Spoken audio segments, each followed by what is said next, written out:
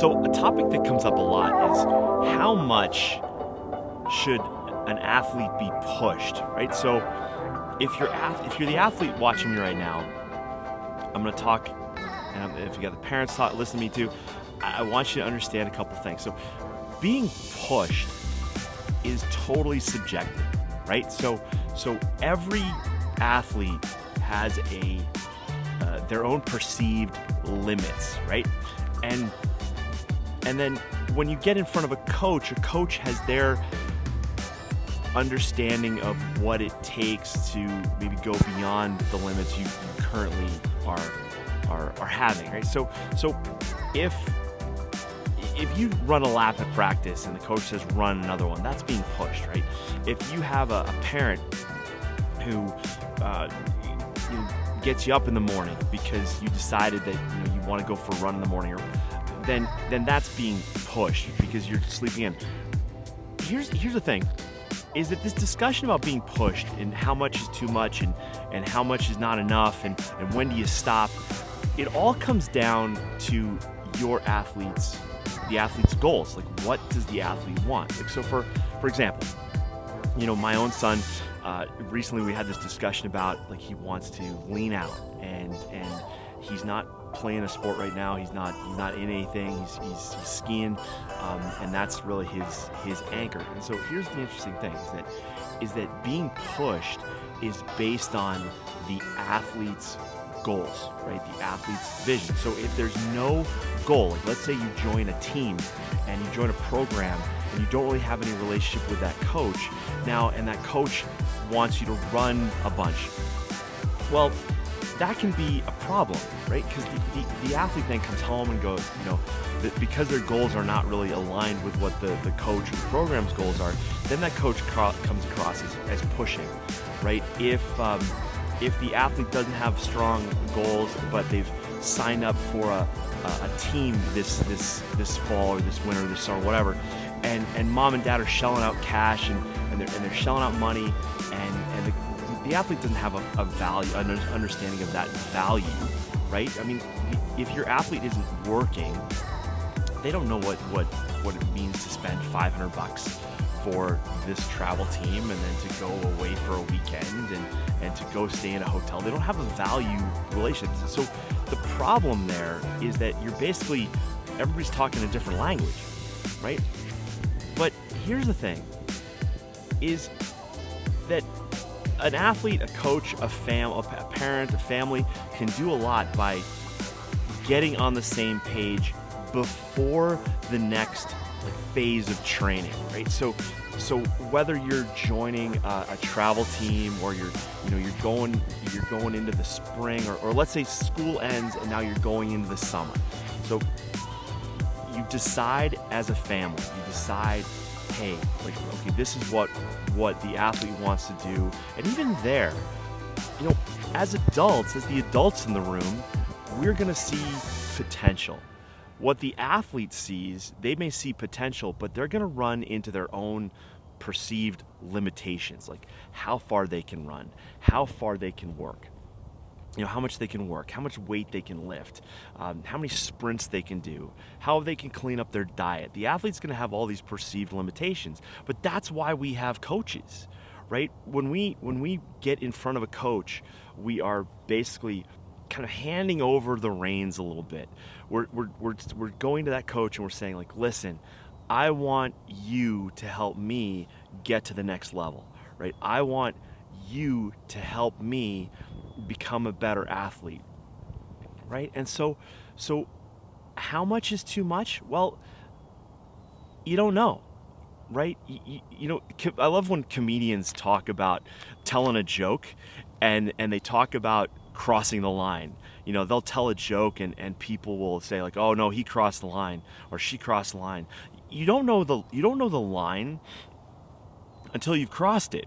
And as an athlete, I think every great athlete will tell you there was a point in time where they either pushed themselves because of the environment they put themselves in, or a coach who helped them kind of push past that perceived limitation, right? And so looking on the front end and saying how much is too much, you don't know, right? And it depends on every single family, and it depends on the relationship between the athlete and the coach, or the athlete and the parent.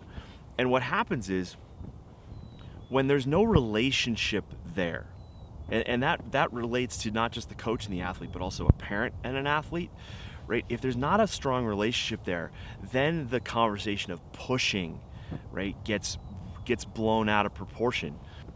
What I want you to understand is that the concept of pushing is inherently part of the athlete's journey, right? How much is too much is all based on the goals of the athlete. And if the athlete doesn't have solid goals, whether that's their own dreams and ambitions, or their influence of their family is kind of weak, it's kind of wishy-washy, or it's kind of like, well, if that doesn't work out, you can do this. That creates just kind of fatigue. It creates mental fatigue. And then now you go to practice and your coach asks you to, do something harder or more than you've ever done it before. Well, you're not going to want to put in that work because there's not a strong anchor. I talk about anchor a lot. It's like, a lot of parents can relate to the situation where their kid doesn't eat their vegetables, right? And so what do? Do you not give them vegetables anymore? No, you keep putting them in front of the athlete, because what happens eventually, they get to a point where they see the value in eating the vegetables. They see the value in the nutrition that the vegetables will give them and how that's going to improve their performance. But until they make that distinction on their own, eating vegetables, you're just a pain in the ass, right? Mom, Dad, stop it. Quit it. Don't tell me to eat my carrots, right? And what do? Like grandma, grandpa, they're like, oh, it'll help your vision be better, right? You start grasping for anything. Well, that's a form of pushing in and of itself, right? So when athletes quit, it really doesn't have anything to do with the coach. I don't find a lot of coaches who are just like ridiculously hard, right? Because every coach who is perceived as ridiculously hard by one athlete is perceived as fantastic by another athlete, right? It's just the way it goes, right? So are coaches pushing too much? No. The athlete, just in this relationship, the goals are not aligned. And that's where it's like that coach, that athlete, that family needs to agree to disagree and find something that works for them, right? Quitting is rarely the option, right? Finding maybe another coach that will speak a language that you understand, that is an option. Some athletes, right? Look, the athletes that I work with, I find interesting because some athletes will complain about a coach being too hard, whereas a lot of athletes that I work with, they're craving for a coach that's going to push them, okay? Now, there's obviously safety concerns, but rarely do athletes do coaches and athletes kind of bridge that. What fascinates me is when you watch the X Games now, the elite performance in like freestyle skiing was going off a triple kicker and doing 3 rotations and 3 spins and landing it. Now you've got guys and girls hucking themselves off of 200-foot cliffs. You just got to go on TikTok or YouTube and see some clips of athletes pushing themselves to amazing heights. Well, that is an internal motivation. And so the discussion about like a coach who's too hard or mom and dad pushing too much, it all just comes back to what the athlete wants. And you got to have that discussion. Hey, what do you really, really want to have happen? Okay, I want to be a Division I athlete. Great. Then here are the habits that you need to do, and you need to do them daily. Now, when the athlete wants to sleep in or dogs it at practice, that's where the coach is there to push them, right? To push them, right? That's where mom and dad are there to push them and remind them of the things they said they wanted, right? Now, if that kid is U8, it's the same thing, right? It's the same thing. If he says, I want to be a Division I soccer player, then great. Get in the backyard and dribble every day for 20 minutes, right? Oh, it's too cold outside, there's snow on the ground, get in the basement, go in your room, whatever it is. That's all forms of pushing. How much is too much? Every athlete is different. Every athlete is different. What is appropriate pushing for one athlete will be perceived as too much from another athlete who doesn't have the same goals, right?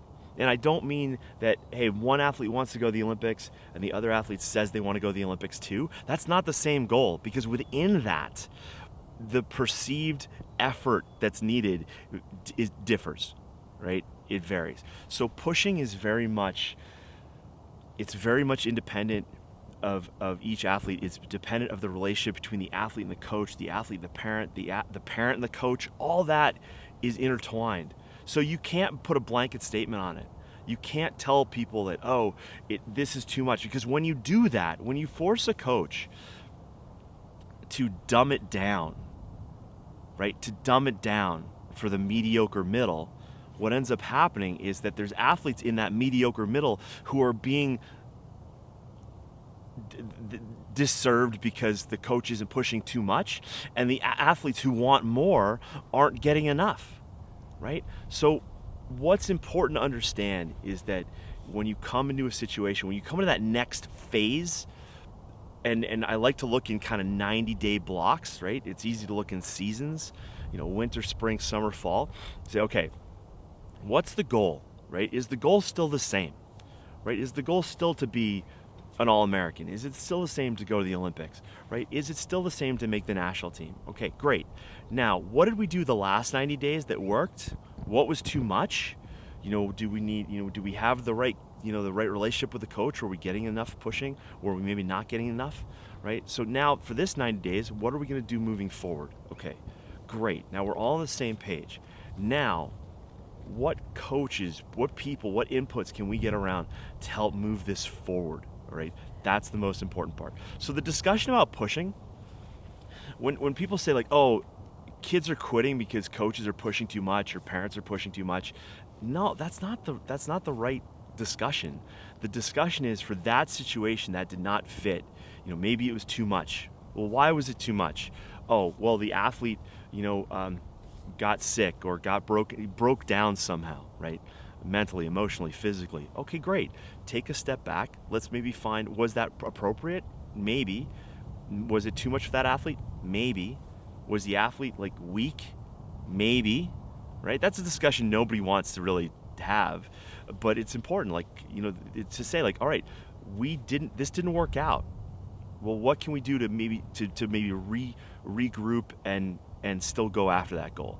That's the most important question. What can we do based on what we know now to retune, retool, and refigure what we want to do to reach our goal?